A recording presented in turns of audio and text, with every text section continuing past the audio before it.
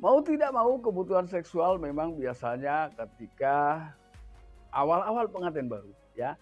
Kebutuhan seksual ini menjadi hal yang utama ya. Namun mungkin setelah 2. Saksikan dan dukung terus channel Kang Kumis, mengulas seputar problem rumah tangga, percintaan hingga masalah perselingkuhan. Assalamualaikum warahmatullahi wabarakatuh. Kembali lagi bersama saya Kang Kumis. Pada kesempatan kali ini Kang Kumis kembali bersama sahabat semua, tentunya masih di channel Kang Kumis. Channel yang selalu membahas seputar kehidupan rumah tangga ya. Pada kesempatan kali ini Kang Kumis ingin membahas mengenai 5 ciri istri selingkuh menurut pendapat psikologi. Ini seperti apa ya?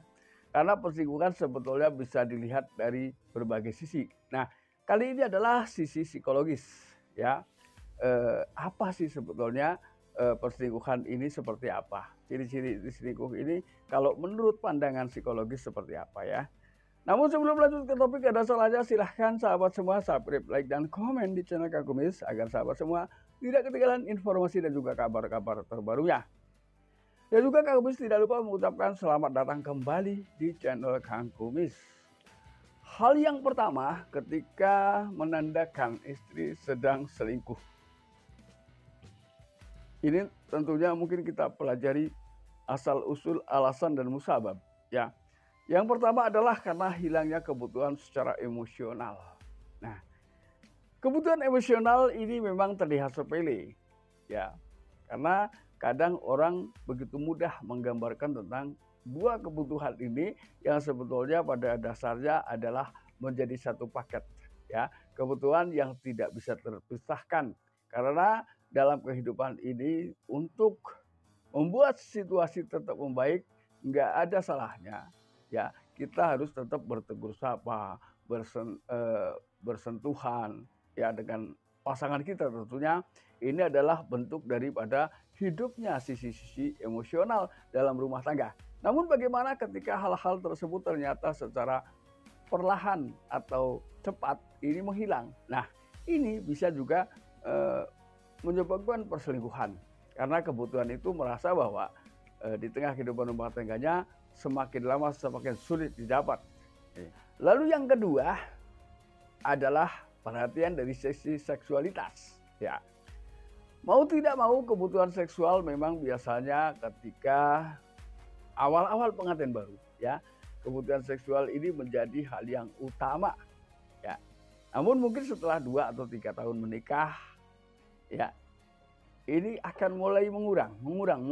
Nah, disinilah rasa penasaran dari masing-masing pihak mulai tumbuh ya.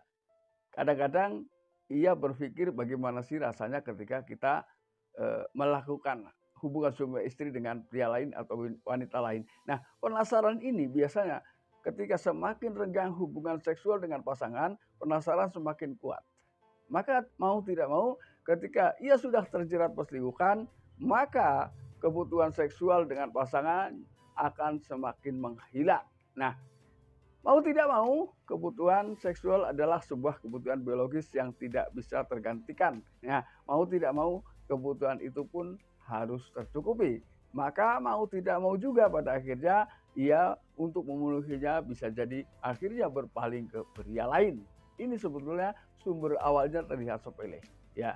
Ketiga, biasanya ada kalanya karena wanita merasa diperlakukan tidak adil ya. Artinya si suami terlalu tidak pernah sama sekali membantu pekerjaan istri.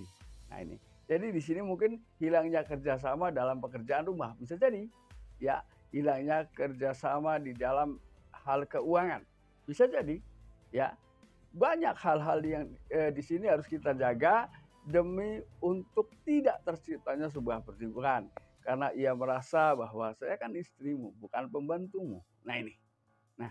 Namun ketika suami istri selalu berusaha untuk bekerja sama menyelesaikan pekerjaan rumah tangga, ini juga ada keasikan tersendiri.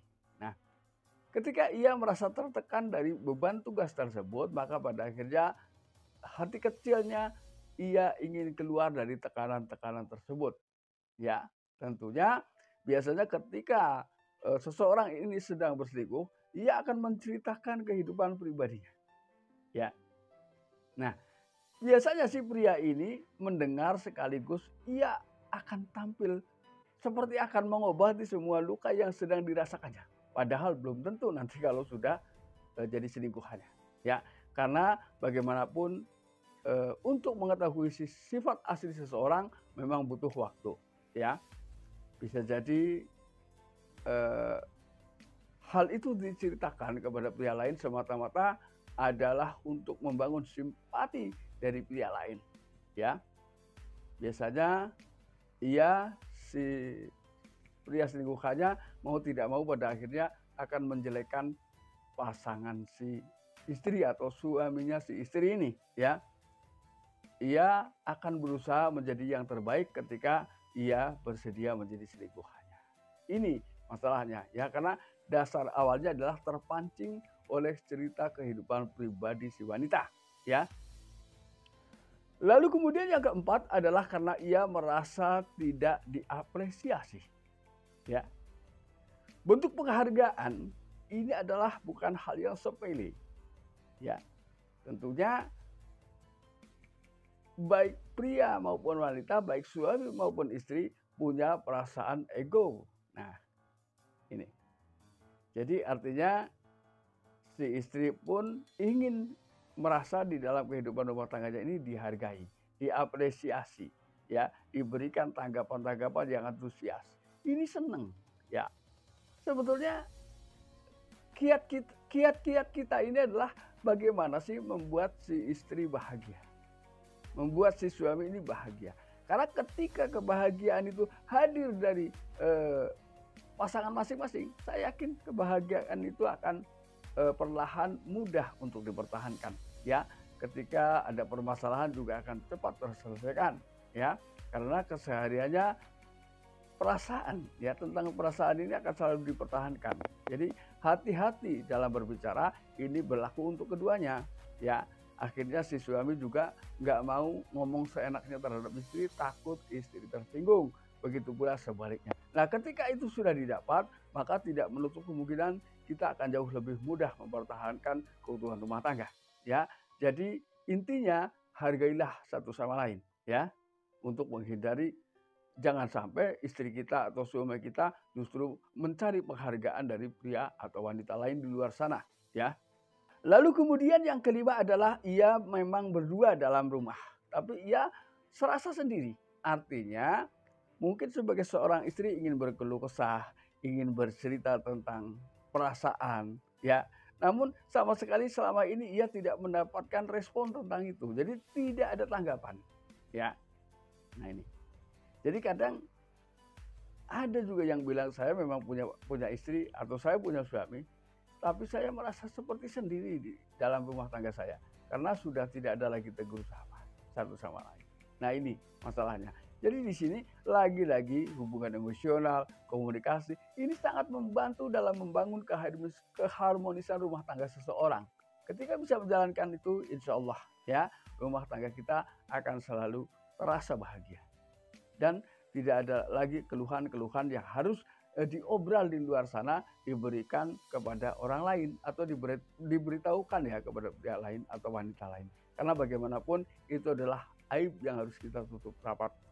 Nah sahabat, itulah yang dapat Kak Kumis sampaikan. Dan jangan lupa saksikan terus video-video lain di channel Kak Kumis. Dan akhir kata, salam harmonis bersama Kak Kumis. Wabillahi taufiq wal hidayah. Wassalamualaikum warahmatullahi wabarakatuh.